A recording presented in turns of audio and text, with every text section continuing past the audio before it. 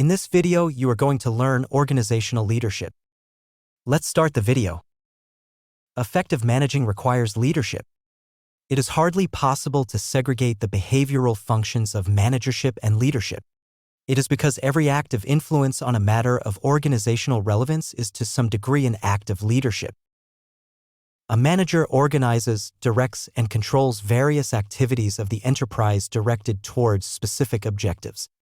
A leader, on the other hand, inspires confidence and trust in his subordinates, gets maximum cooperation from them, and guides their activity in an organized effort.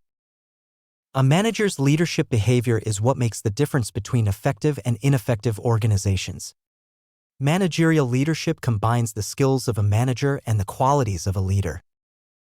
The concept of managerial leadership is important because the term itself suggests the necessity of bringing together the managerial and leadership roles for more effective task performance, organizational effectiveness, and human satisfaction. The managerial leader, then, is generally evaluated on both formal task accomplishment and informal basis of personal and group goal accomplishment.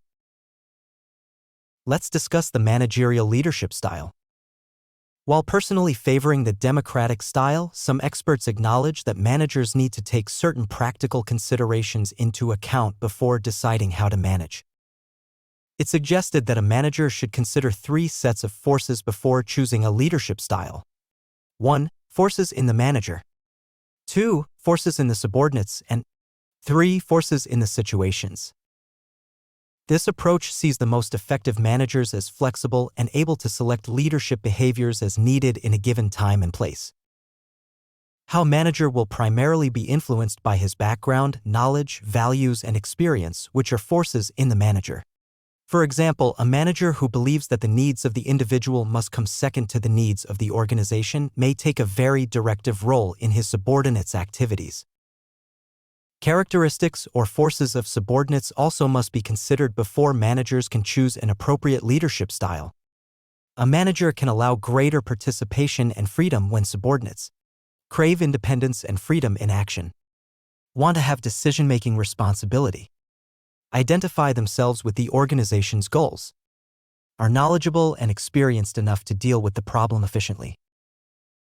Where these conditions are lacking, managers may have to lean towards the authoritarian style. That means finally a manager's choice of leadership style must take into account such situational forces as the organization's preferred style, the specific workgroup, the nature of the group's work tasks, the pressure of time and environmental factors which may affect organization members' attitude toward authority. Most managers, for example, will move towards the leadership style favored by the organization's hierarchy. If the task requires specialized skill and knowledge possessed only by the manager, direct instructions and close supervision may become necessary. In situations where quick decisions are essential, even democratic managers may avert to an authoritative leadership style. In brief, there may be 2 styles of managerial leadership. Number 1. Boss-centered leadership.